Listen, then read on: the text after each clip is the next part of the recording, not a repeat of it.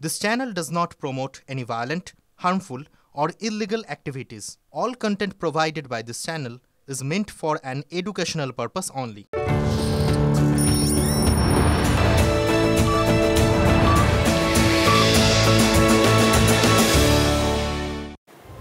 দেখছেন টিভি9 বাংলা। বিকেল ৫টা মানে ৫ কথা নিয়ে আপনাদের সঙ্গে রয়েছি আজকে আমি মধুকল্পিতা। আর ৫ কথার শুরুতেই আমাদের নজর রাখতেই হবে কোন দিকে বলুন তো? দুবাইতে যে বিমান দুর্ঘটনা, তেজস দুর্ঘটনার কবলে পড়েছে, সেদিকে আমাদের নজর রাখতেই হবে। কেননা দুবাইতে সেখানে এয়ার শোতে বিপত্তি এবং ভেঙে পড়ল ভারতের যুদ্ধ বিমান তেজস। ল্যান্ডিংয়ের সময় দুর্ঘটনায় পাইলটের মৃত্যু জানিয়েছে বায়ুসেনা। দুর্ঘটনার কারণ জানতে তদন্ত শুরু করা হয়েছে। দুদিন আগেই দুবাইতে এয়ার শো এর সময় সমস্যা ধরা পড়ে, যান্ত্রিক ত্রুটি ধরা পড়ে অন্য একটি তেজসে। আজ এয়ার শোয়ে ছিল অন্য একটি তেজস। মহড়ার আগে যুদ্ধ বিমানটির পরীক্ষা করানো হয়, তারপরেও কেন দুর্ঘটনা এড়ানো গেল না? আপনাদেরকে বিগ ওয়ালে সেই মুহূর্তে ছবিটা একবার দেখানোর চেষ্টা করছি। দেখুন এই কালো ধোঁয়ায় যেভাবে দেখুন পুরো বিষয়টাকে ভালো করে বোঝানোর একটা চেষ্টা করছি। বিমানটা নামছে, তেজস ধীরে ধীরে নামছে, নামতে হঠাৎ করেই পড়ে গেল। পড়ে যাওয়ার পরে পুরো এলাকাতে সেখানে একটা বিকট শব্দ, বিস্ফোরণ, তারপরে কালো ধোঁয়ায় ঢেকে গেল পুরো এলাকাটা। দেখুন সেই ছবিটা এই মুহূর্তে বিগ ওয়ালের মাধ্যমে আপনাদেরকে দেখাচ্ছি কিভাবে দুর্ঘটনার কবলে পড়েছে তেজস। সেই ছবি আপনারা দেখতে পাচ্ছেন দুবাইতে, সেখানে এয়ার শো চলাকালীন আচমকাই দুর্ঘটনার কবলে পড়ে।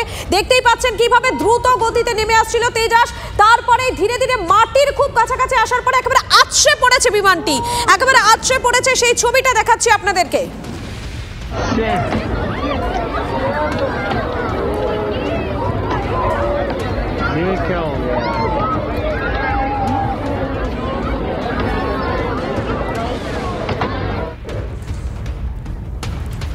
এই মুহূর্তে আমাদের সঙ্গে রয়েছেন আমাদের প্রতিনিধি সায়ন্ত, রয়েছেন একদিকে আমাদের সঙ্গে, এবং অপরদিকে রয়েছেন অবসরপ্রাপ্ত বায়ুসেনা কর্তা এয়ার কমোডর রঞ্জন মুখোপাধ্যায় রয়েছেন আমাদের সঙ্গে। দুজনকেই স্বাগত। আমি প্রথমেই একবার সায়ন্তর কাছে চলে যাই। সায়ন্ত, অন্য একটি তেজসে সেক্ষেত্রে যান্ত্রিক ত্রুটি ধরা পড়েছিল, কিন্তু যে তেজসটি দুর্ঘটনার কবলে পড়েছিল সেই তেজসে কোনো রকম কোনো যান্ত্রিক ত্রুটি ছিল না বলেই কিন্তু এখনো পর্যন্ত জানা যাচ্ছে।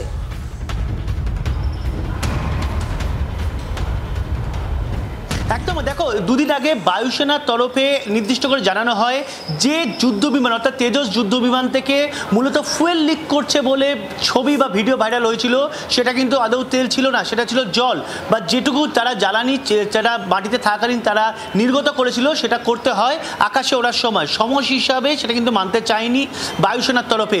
কিন্তু আজকে যে তেজসটি মূলত ভেঙে পড়লো তাতে কোনো সমস্যা ছিল না, এটা কিন্তু নির্দিষ্ট করে জানিয়ে দিয়েছেন বায়ুসেনার কর্তারা।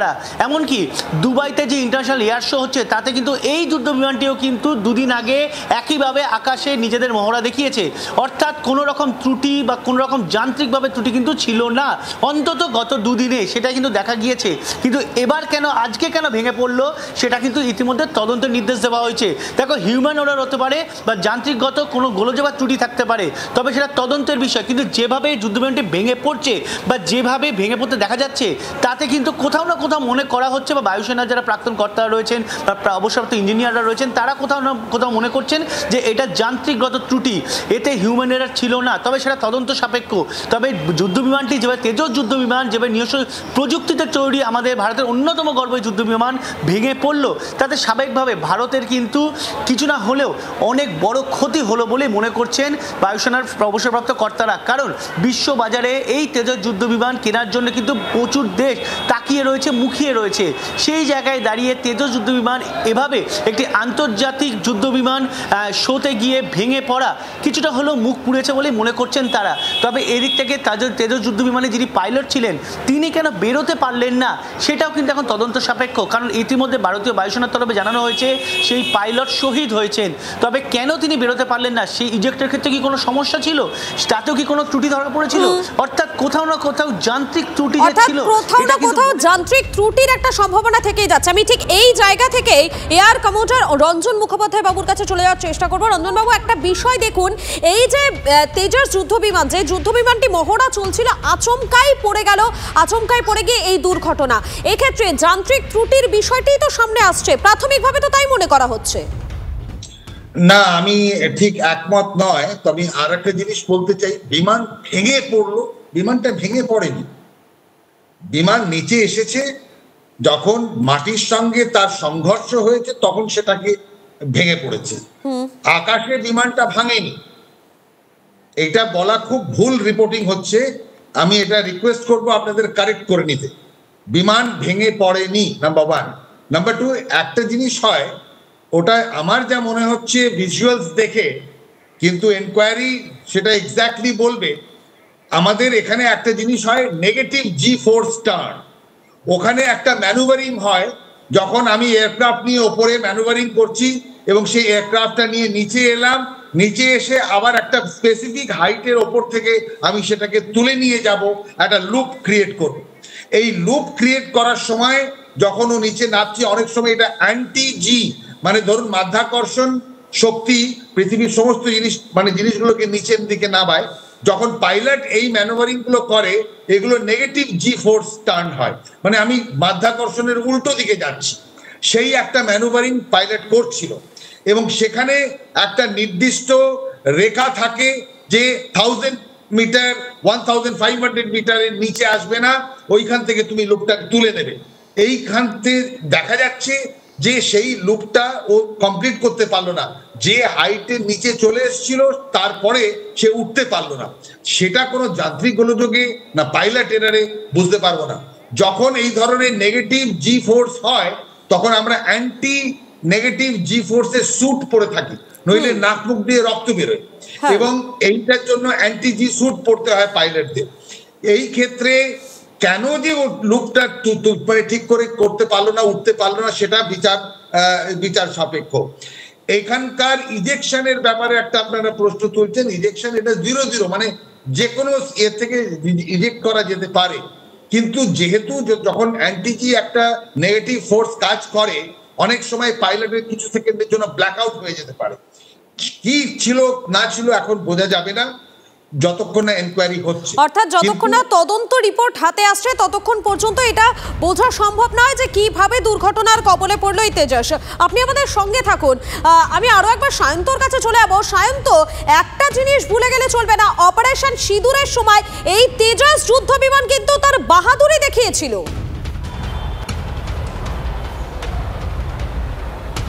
একদমই JF-17 লক করেছিল কিন্তু উড়ি সেক্টরে, এমনই কিন্তু বায়ুসেনা সূত্রে জানা গিয়েছিল অপারেশন সিঁদুরের সময়। দেখো তেজস যুদ্ধ বিমানের ক্ষমতা, তেজস যুদ্ধ বিমানের যে আধুনিকতা বা তার যে রেডার সিস্টেম নিয়ে কোনো প্রশ্ন নেই। এমনকি বিশ্বের অনেক এয়ার শোতে গিয়ে বা আমাদের ভারতের মধ্যে বিভিন্ন এয়ার শোতে কিন্তু তেজস যুদ্ধ বিমানের মহড়া আমরা দেখেছি বা তার যে কেরামতি সেগুলোও আমরা দেখেছি। অর্থাৎ তেজস যুদ্ধ বিমানেরকে নিয়ে কোনো প্রশ্ন থাকা উচিত নয়। আর সেই কারণে কিন্তু বিশ্বের অনেক দেশ এই তেজস যুদ্ধ বিমান নিয়ে কিন্তু আগ্রহ প্রকাশ করেছে। অন্যান্য দেশের যে যুদ্ধ বিমানগুলি ভেঙে পড়া বা আকাশ থেকে পড়ে মাটিতে পড়ে ভেঙে পড়ার যে ঘটনা ঘটে, তেজস যুদ্ধ বিমানে কিন্তু সেই তালিকায় একদমই নেই বা সেটা শতাংশের বিচারে একদমই আসে না। কিন্তু এবার আজকে যে ঘটনা ঘটলো সেটা কেন ঘটলো, কি কারণে ঘটলো, স্বাভাবিকভাবেই আমাদের সঙ্গে যিনি রয়েছেন অবসরপ্রাপ্ত বায়ুসেনা কর্তা, তিনি এটা স্পষ্ট করে দিলেন যে এটা মূলত তদন্ত সাপেক্ষ। তদন্তে অনেক কিছু কারণ উঠে আসতে পারে। এখন আমরা প্রাথমিকভাবে অনেক কিছু বলতে পারি, কিন্তু তদন্তের রিপোর্ট যতক্ষণ না আসবে ততক্ষণ কিন্তু কিছু বলা সম্ভব নয়। যে তেজস যুদ্ধ বিমানকে আমরা অপারেশন সিঁদুরের সময় JF-17 মতো যুদ্ধ বিমানকে লক করতে দেখেছিলাম, সেই তেজস যুদ্ধ বিমান কিভাবে ভেঙে পড়লো এবং কোথায় ত্রুটি ছিল সেটা কিন্তু এখন দেখার বিষয়। আর তাও আবার এই দুবাইয়ের ইন্টারন্যাশনাল এয়ার শোতে, যেখানে বিশ্বের তাবৎ যুদ্ধ বিমান নিয়ে বিশ্বের শক্তিধর দেশগুলো হাজির হয়েছে, সেখানে তেজস যুদ্ধ বিমান ভেঙে পড়লো। যেখানে দুদিন আগেও এই যুদ্ধ বিমানটি আকাশে নিজের মহড়া দেখিয়েছে, কেরামতি দেখিয়েছে, সেই যুদ্ধ বিমানটি কেন নিজের এই মহড়া শেষ করতে পারলো না, কোথায় তার ত্রুটি থেকে গেল, সেটা তো তদন্ত করে দেখতেই হবে। একেবারেই, তুমি আমাদের সঙ্গে থাকো। আমি আরো একবার চলে যাবো আপনার কাছে। রঞ্জনবাবু, আরো একটি বিষয়, এই তেজস যুদ্ধ বিমান এর বাহাদুরি আমরা দেখেছিলাম কিছুক্ষণ আগে, সায়ন্ত আমাদের প্রতিনিধির সাথে কথা হচ্ছিল, আমরা এর বাহাদুরি দেখেছিলাম যখন অপারেশন সিঁদুর চলেছিল, ঠিক তখন এই তেজস যুদ্ধ বিমান তার বাহাদুরি দেখেছিল। একেবারে তার বাহাদুরিতে কার্যত খান খান হয়ে গেছিল এই পাকিস্তান। হ্যাঁ দেখুন, দুটো জিনিসে একটা অ্যাক্সিডেন্ট হয়। তেজসের আমার মনে হয় না কোনো যান্ত্রিক গোলযোগের জন্য এটা হয়েছে, এটা হয়তো পাইলট এরারে হয়েছে। এবং সেখানে আমি যেটা আপনাকে বলছিলাম, নেগেটিভ G-force টার্নে একটা স্পেসিফিক হাইটে আমরা একটা লুপটা নিতে পারি। সেই হাইটের নিচে কেন পাইলট চলে এলো সেকে বুঝতে পারলো না, তখন কি তার ব্ল্যাক আউট হয়েছিল, এসব আমরা জানতে পারবো অনলি তদন্তের পর। কিন্তু বেসিক্যালি দুটো কারণ, একটা যান্ত্রিক গোলযোগ কিংবা একটা পাইলট এরার, হিউম্যান এরার, এই দুটো কারণে একটা অ্যাক্সিডেন্ট হয়। এই কেসে কি এক্স্যাক্টলি হয়েছিল সেটা প্রমাণ সাপেক্ষ, কিন্তু দুর্ভাগ্যজনক বটেই। পৃথিবীর 100টা দেশের এয়ারফোর্স থেকে এবং ডিফারেন্ট কোম্পানিজ থেকে এখানে লোক আসে। আল মাকতুম দুবাইয়ের ইন্টারন্যাশনাল এয়ারপোর্ট, এখানে বাইঅ্যানুয়াল এইটা হয় প্রত্যেক 2 বছর অন্তর অন্তর। এখানে এতগুলো দেশ এসছে এবং আমাদের প্রচুর ভালো এয়ারক্রাফট, এটা আমাদের নিজস্ব তৈরি এবং HAL এর তৈরি, হিন্দুস্তান এরোনটিক্যাল লিমিটেডের। এইটা এখানে ভেঙে পড়া এবং পাইলটের মৃত্যু অত্যন্ত দুঃখজনক ব্যাপার। ধন্যবাদ আপনাকে। পড়ুয়াদের আন্দোলনের চাপে পদত্যাগ কলকাতা মেডিকেল কলেজের অ্যানাটমি বিভাগের প্রধানের। প্রথম বর্ষের ছাত্রীর সঙ্গে শ্লীলতাহানি, শারীরিক হেনস্থার অভিযোগ ওঠে কল্যাণ ভট্টাচার্যের বিরুদ্ধে। তার পদত্যাগের দাবিতে বিক্ষোভ দেখান ডাক্তারি পড়ুয়ারা। আমাদের সঙ্গে রয়েছেন সরাসরি আমাদের প্রতিনিধি সুপ্রিয় রয়েছেন। সুপ্রিয়, অবশেষে পড়ুয়াদের আন্দোলনের চাপে খানিকটা বাধ্যই হলেন কল্যাণ ভট্টাচার্য। একদমই, দেখো বেলা 12টা থেকে আজ পড়ুয়াদের একটা অংশ, মূলত কলকাতা মেডিকেল কলেজের যে স্টুডেন্টস ইউনিয়ন রয়েছে, সেই স্টুডেন্টস ইউনিয়নের যারা সদস্যরা তারা কিন্তু ঘরের বাইরে বিক্ষোভ দেখাতে থাকেন, এমনকি প্রিন্সিপালকে লিখিতভাবে তারা অভিযোগও জানান। এবং সেই অভিযোগ কি, যে অ্যানাটমি বিভাগের দায়িত্বপ্রাপ্ত HOD তার বিরুদ্ধে দিনের পর দিন প্রথম বর্ষের ছাত্রীদের সঙ্গে অভব্য আচরণ, শ্লীলতাহানি, এমনকি নানা ধরনের দুর্ব্যবহার করার অভিযোগ রয়েছে। আর সেই অভিযোগকে সামনে রেখে যে লিখিত অভিযোগ জানানো হয়, সেই অভিযোগের পরিপ্রেক্ষিতে অবশেষে দায়িত্বপ্রাপ্ত অ্যানাটমি বিভাগের HOD তিনি কিন্তু ইতিমধ্যেই পদত্যাগ করেছেন। এবং যেটা প্রিন্সিপালের তরফ থেকে জানানো হলো আমাদের সংবাদ মাধ্যমকে, যে তার পরবর্তীতে সেই দায়িত্বভার ইতিমধ্যেই মৈত্রী মণ্ডল নামে অ্যানাটমি বিভাগের অপর প্রিন্সিপাল তাকে দেওয়া হয়েছে। এমনকি প্রিন্সিপালের তরফ থেকে আরও যেটা জানানো হলো, ছাত্রদের তরফ থেকে বা পড়ুয়াদের তরফ থেকে যে অভিযোগ সামনে তুলে ধরা হয়েছে, সেই অভিযোগের পরিপ্রেক্ষিতে প্রিন্সিপাল তিনি একটি 7 সদস্যের কমিটি তৈরি করে দিয়েছেন। সেই কমিটি গোটা ঘটনার তদন্ত করবে, একটা ইন্টারনাল ইনকোয়ারি হবে এবং সেই তদন্ত রিপোর্ট তারা আগামী 10 দিনের মধ্যে প্রিন্সিপালের কাছে দেবেন। এমনকি প্রিন্সিপাল তিনি যেটা জানালেন, ইন্দ্রনীল বিশ্বাস, তিনি যেটা জানিয়েছেন যে সেই রিপোর্ট হাতে পাওয়ার পরে কিন্তু তিনি সেটা পাঠিয়ে দেবেন স্বাস্থ্য দপ্তরে। আর এই রিপোর্টে যে অভিযোগ ইতিমধ্যে পড়ুয়াদের তরফ থেকে সামনে তুলে ধরা হচ্ছে, সেই অভিযোগের কতটা সত্যতা রয়েছে বা সারবত্তা রয়েছে, সব কিছুই কিন্তু তার উপরে বিচার করে পরবর্তী পদক্ষেপ নেবেন স্বাস্থ্য দপ্তর। তবে যেটা বলা যেতে পারে যে পড়ুয়াদের আন্দোলনের চাপে পড়ে কিন্তু আজকে HOD অর্থাৎ অ্যানাটমি বিভাগের যিনি দায়িত্বপ্রাপ্ত HOD তিনি পদত্যাগ করেছেন এবং তার পরবর্তীতে সেই দায়িত্বভার মৈত্রী মণ্ডল নামে অপর যে প্রিন্সিপাল ছিল তার উপরেও কিন্তু দেওয়া হয়েছে, এমনটাই কিন্তু জানা যাচ্ছে। ধন্যবাদ সুপ্রিয়।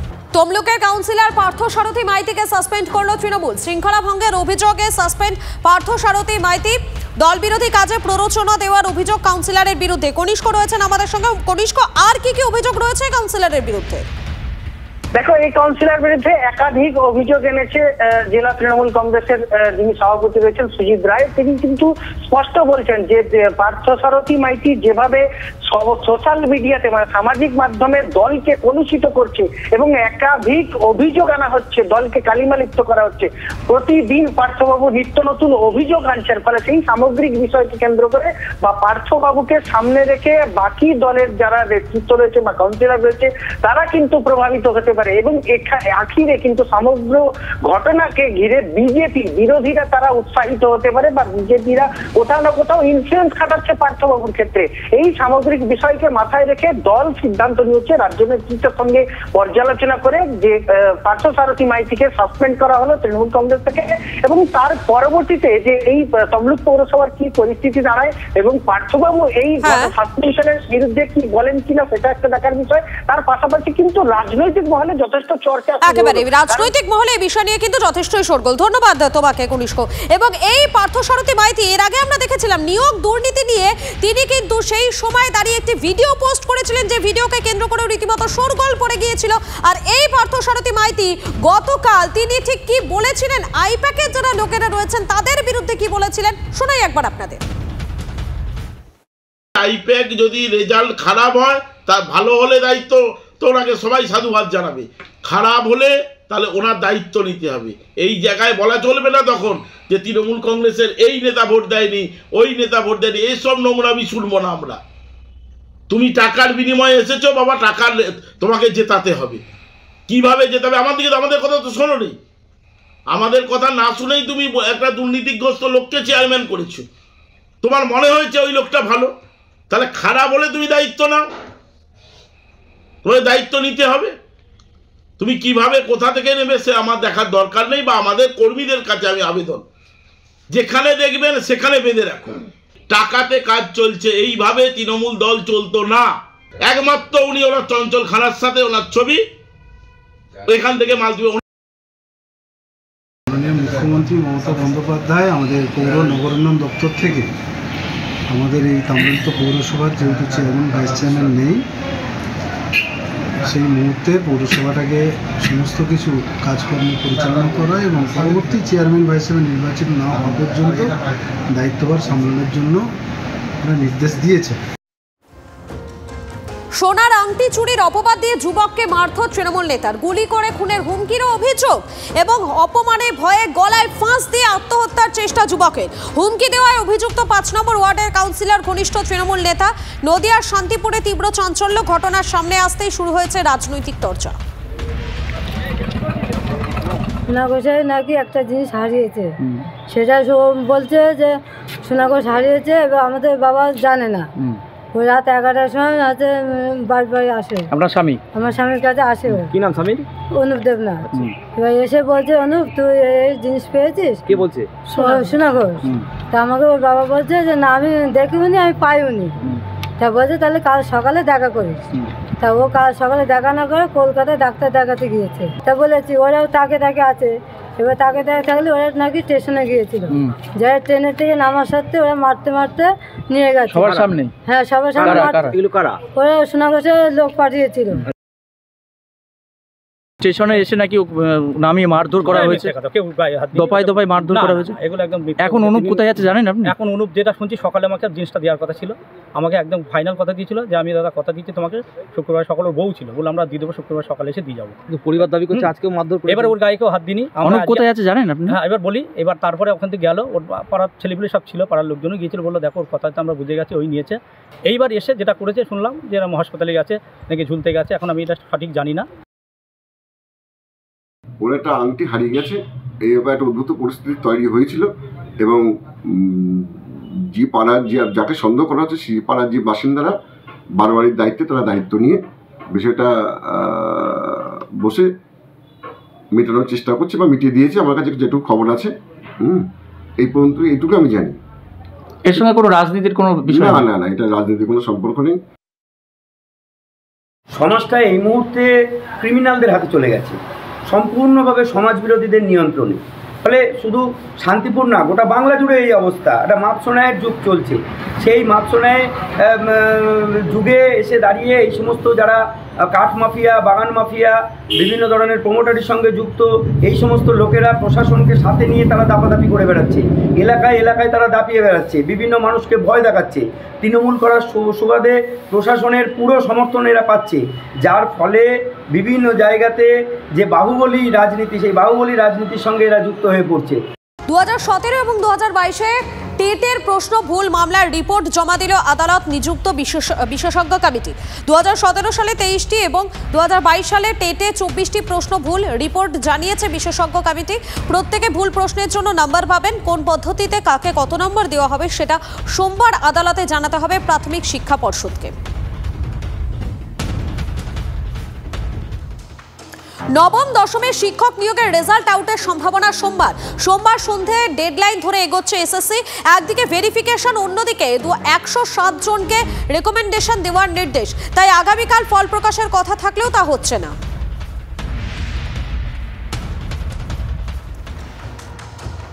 কেটেও কাটছে না চিংড়িহাটার মেট্রো জট। ফের আদালতে মেট্রো। আদালতের নির্দেশে মেট্রো এবং পুলিশ কর্তৃপক্ষ বৈঠকে বসেছিল। সেখানে ঠিক হয় নভেম্বরের শনি এবং রবিবার মেট্রোর কাজ হবে, কিন্তু অভিযোগ কথা মতো সাহায্য করছে না কলকাতা পুলিশ। রাজ্যের দাবি ইডেন টেস্ট এবং ম্যারাথনের জন্য রাস্তা বন্ধ করা যাচ্ছে না। দুপক্ষের বক্তব্য শোনার পর RVNL-কে লিখিত আকারে আবেদন জানানোর নির্দেশ ভারপ্রাপ্ত প্রধান বিচারপতির ডিভিশন বেঞ্চের। দুই পক্ষের এই টানাটানিতে মাত্র 366 মিটার মেট্রোপথের কাজ থমকে রয়েছে। এই 366 মিটার জুড়ে গেলেই সেক্টর 5 থেকে কবি সুভাষ পর্যন্ত ছুটতে পারবে মেট্রো, কিন্তু কবে মিটবে সমস্যা, কবে শেষ হবে কাজ?